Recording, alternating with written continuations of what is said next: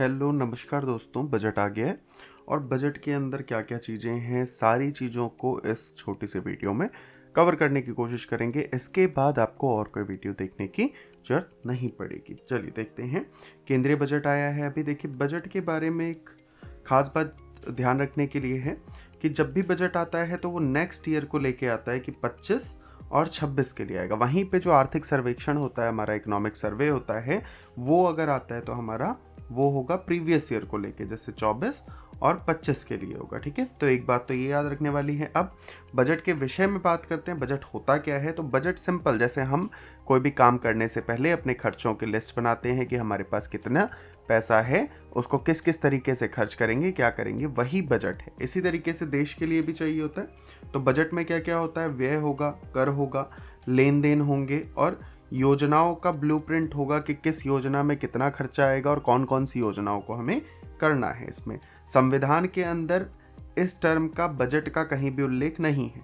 अनुच्छेद 112 के अंतर्गत वार्षिक वित्तीय विवरण, एनुअल फाइनेंशियल स्टेटमेंट करके इसको लिखा गया है। तो ये बात ध्यान रखनी है। देखिए, देश सिर्फ भूमि नहीं बल्कि इसके लोग हैं, ये एक स्टेटमेंट दी है हमारी जो फाइनेंस मिनिस्टर है निर्मला सीतारमण जी ने। तो इसको हम अपने मेंस एग्जाम में यूज कर सकते हैं जहां भी हमको ये उपयोगी लगते हैं। देखिए, अब इसके अंदर क्या क्या चीजें हैं, 4 चीजों पे हम ध्यान देने वाले हैं। विकास के इंजन के रूप में इन 4 चीजों को लिया गया। सबसे पहला कृषि है, दूसरा एमएसएमई है, तीसरा निवेश है और चौथा निर्यात है। ठीक है, तो इन 4 चीजों के ऊपर ध्यान दिया जाना है। अब विकास में हम तेजी लाने के लिए क्या चीजें करने वाले हैं इस बजट के अंदर? देखिए, समावेशी विकास सुनिश्चित करने के लिए कदम उठाए जाएंगे। भारत में जो मध्यम वर्ग की व्यय करने की क्षमता है उसको बढ़ाया जाएगा, उसके लिए यहाँ पे कदम भी उठाया गया है। अंत में हम देखेंगे कि किस तरीके से स्लैब्स में बांटा गया और 12 लाख तक की जो इनकम है उसको टैक्स फ्री रखा गया है। निजी क्षेत्र में, क्योंकि हम देख ही रहे हैं कि रोजगार जो है वो घट गए हैं काफ़ी, तो निजी क्षेत्र में हमें निवेश को बढ़ाने की आवश्यकता है, उसमें जान डालने की आवश्यकता है। और इससे क्या होगा कि जो परिवार हैं उनका जब व्यय करने की उनकी क्षमता बढ़ेगी तो उनमें उल्लास भी बढ़ेगा। चाहे गरीब हो, युवा हो, अन्नदाता हो और नारी हो, इन सब पे केंद्रित करके हम उपाय करेंगे जिससे कि इन सबको लाभ मिल सके इस बजट का। इस बजट की थीम क्या है? तो थीम सबका विकास, ये थीम याद रखनी है, सबका विकास थीम है। ठीक है, अब विकसित भारत के व्यापक सिद्धांतों का उल्लेख किया गया है जो कि इस तरीके से है। पहला है कि हम गरीबी से मुक्ति की तरफ काम करेंगे। 100% अच्छे स्तर की स्कूली शिक्षा यहाँ पे दी जाएगी, तो शिक्षा पे व्यय किया जाएगा। बेहतरीन, सस्ती और सर्वसुलभ स्वास्थ्य सेवाओं तक पहुँच सबकी सुनिश्चित की जाएगी। 100% कुशल कामगार के साथ सार्थक रोजगार सभी को मुहैया करवाया जाएगा। आप कुशल हो पर आपको रोजगार नहीं मिल रहा है तो ये तो बहुत ही बड़ी विडंबना है, और वहीं पे आप अगर अकुशल हो तो फिर तो रोजगार मिलने की कोई संभावनाएं रहती नहीं है। तो इस तरफ काम किया जाएगा।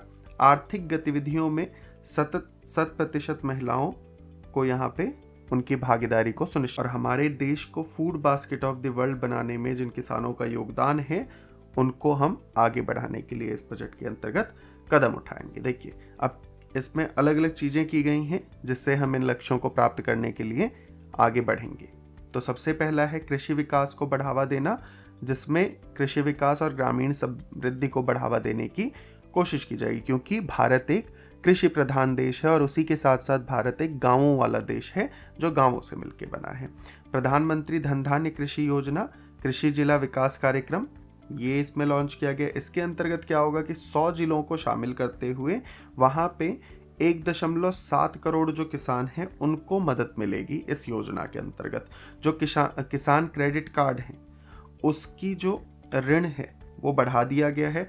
7.7 करोड़ किसानों को, मछुआरे हों, डेयरी किसान हों, इनको अल्पकालिक ऋणों की सुविधा प्रदान की जाएगी, और जो ये ऋण पहले कम सीमा के थे उनको अब बढ़ा के 5 लाख तक का कर दिया गया है। इसी में ही दूसरा है राष्ट्रीय उच्च पैदावार बीज मिशन। इसमें उच्च पैदावार, कीट प्रतिरोधी और जलवायु अनुकूल गुणों से जो संपन्न बीज हैं उनको लक्षित किया जाएगा और उसके विकास को और प्रचार को बढ़ावा दिया। इसी के अंतर्गत कपास उत्पादकता मिशन को भी लॉन्च किया गया है। ये एक 5 वर्षीय मिशन है जिससे कि कपास के उत्पादकता और वहनीयता में पर्याप्त यहाँ पे सुधार होने की संभावना है। इसी प्रकार की एक योजना है बिहार में मखाना बोर्ड का गठन। बहुत लंबे समय से बिहार में मखाने की खेती होती आई है और ये भी मांग उठती रही है कि वहाँ पे इसके संवर्धन के लिए कार्य किया जाना चाहिए। उसी के अब उत्पादन, प्रसंस्करण और मूल्य संवर्धन के लिए सुधार लाने की कोशिश की जाए और इसमें मदद करेगी बिहार मखाना बोर्ड होगा।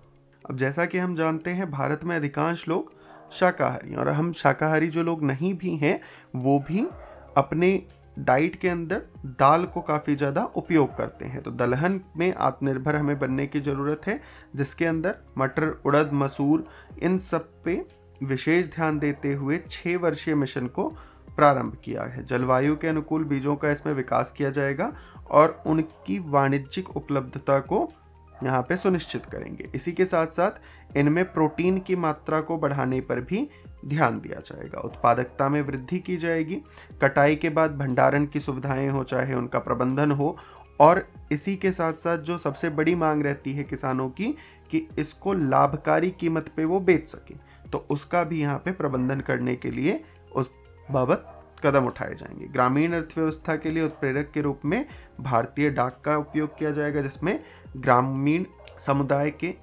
आसपास स्थित जो भी संस्थागत खाता सेवाएं हैं, डीबीटी है, कैश आउट और ईएमआई पिकअप है, इस तरीके की सुविधाएं दी जाएंगी। सूक्ष्म उद्यमों को क्रेडिट सेवाएं उपलब्ध कराई जाएंगी और इसी के साथ साथ बीमा का भी यहाँ पे प्रावधान रखा गया है, जिसमें डिजिटल सेवाओं की सहायता से बीमा प्रदान किया जाए। बजट में एमएसएमई के ऊपर भी ध्यान देने की बात कही गई है।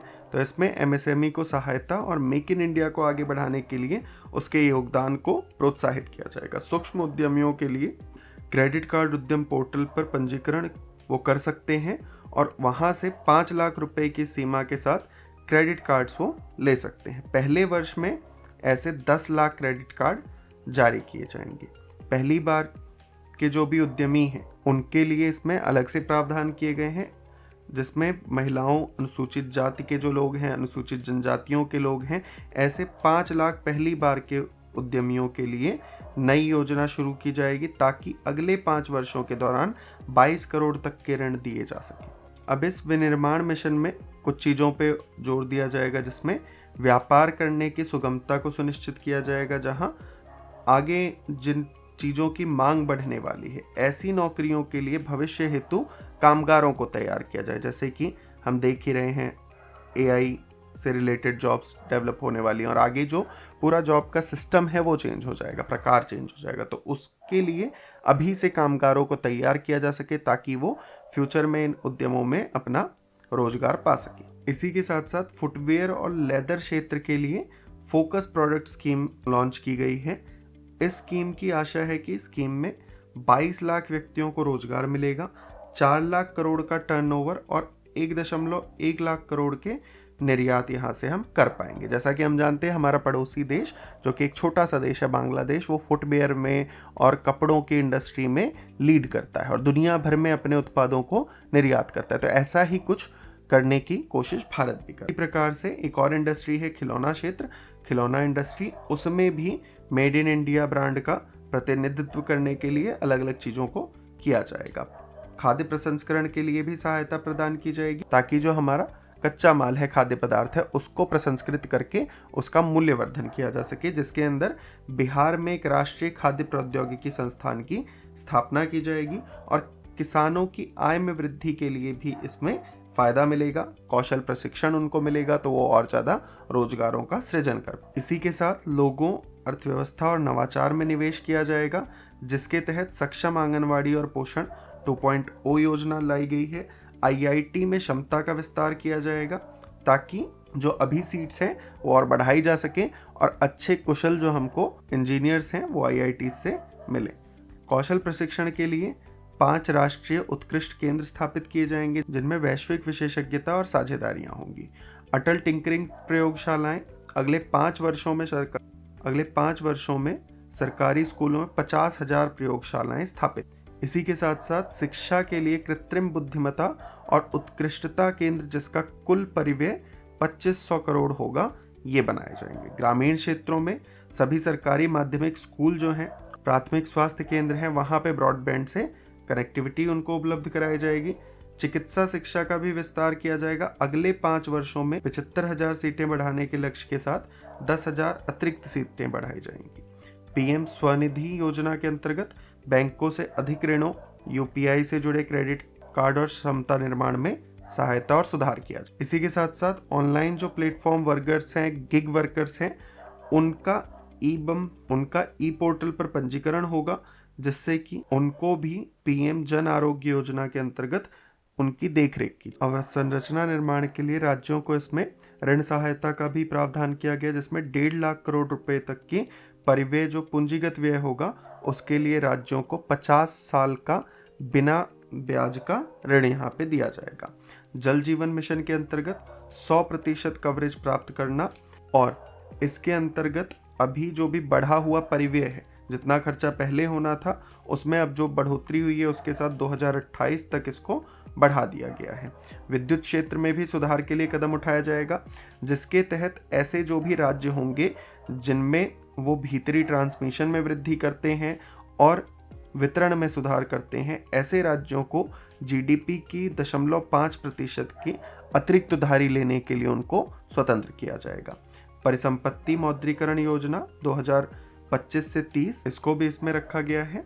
शहरी चुनौती निधि बनाई गई है, जिसके तहत शहरों को विकास केंद्र के रूप में रखा जाएगा और शहरों का सृजनात्मक पुनर्विकास किया जाएगा, जिसमें जल, स्वच्छता, इन चीज़ों पे ध्यान दिया जाएगा और इसके लिए 1 लाख करोड़ रुपए का यहाँ पे प्रावधान किया गया है। पर्यटन क्षेत्र के लिए इसमें क्या है, तो देखिए, राज्यों के साथ साझेदारी में शीर्ष 50 पर्यटक जो गंतव्य होंगे, ऐसे स्थानों का चयन किया जाएगा और उनको विकसित किया जाएगा। राज्यों को इसके निष्पादन के संबंध में प्रोत्साहन दिया। इसी के साथ साथ ताकि पर्यटकों को कोई असुविधा ना हो, तो सुव्यवस्थित ई वीजा सुविधाओं की शुरुआत की गई है। युवाओं के लिए इसमें गहन कौशल विकास का कार्यक्रम रखा गया और पर्यटक गंतव्यों तक यात्रा की सुगमता रहे, इसके लिए संपर्क सुगमता को सुनिश्चित किया जाएगा। किसी भी देश के विकास के लिए ये जरूरी होता है कि वहाँ पे अनुसंधान हो। इसी के लिए पीएम अनुसंधान अध्येतावृत्ति की घोषणा की गई है, जिसके अंदर जो भी IITs हैं और इस तरीके के रिसर्च इंस्टीट्यूट्स हैं, वहाँ पे अनुसंधान के लिए 10,000 अध्येतावृत्ति प्रदान की जाएगी। फसल जर्म प्लाजा के लिए जीन बैंक बनाए जाएंगे। भविष्य के खाद्य और पोषाहारीय सुरक्षा के लिए 10 लाख जर्म प्लाज्मा लाइनों वाला दूसरा जीन बैंक बनाया जाएगा। इसी प्रकार से अनुसंधान, विकास और नवाचार में निजी क्षेत्र आधारित जो भी अनुसंधान है और विकास है, उसके नवाचार के लिए 20,000 करोड़ का आवंटन किया गया है। राष्ट्रीय भूस्थानिक मिशन है, इसके तहत बुनियादी भूस्थानिक अवसंरचना और डाटा विकसित करना है। पीएम गति शक्ति का उपयोग करते हुए जो भू अभिलेख हैं, शहरी योजनाएं हैं और अवसंरचना परियोजनाएं हैं, इनको डिजाइन किया जाएगा और इनका आधुनिकीकरण किया जाएगा। चलिए अब बात करते हैं वित्तीय क्षेत्र में सुधार और विकास की। तो ग्रामीण क्षेत्रों में स्व सहायता समूह के जो भी सदस्य हैं, उनको ऋण की आवश्यकताओं को पूरा करने के लिए ग्रामीण क्रेडिट स्कोर फ्रेमवर्क तैयार किया गया है। इसके अंतर्गत उनको क्रेडिट स्कोर दिया जाएगा, उसके तहत वो अपने ऋण ले सकते हैं। इसी प्रकार NBFIDs जो हैं, इनके द्वारा अवसंरचना के लिए कॉर्पोरेट बॉन्ड हेतु आंशिक ऋण संवर्धन सुविधा स्थापित की जाएगी। संशोधित केंद्रीय KYCs रजिस्ट्री जो है वो 2025 से शुरू कर दी जाएगी।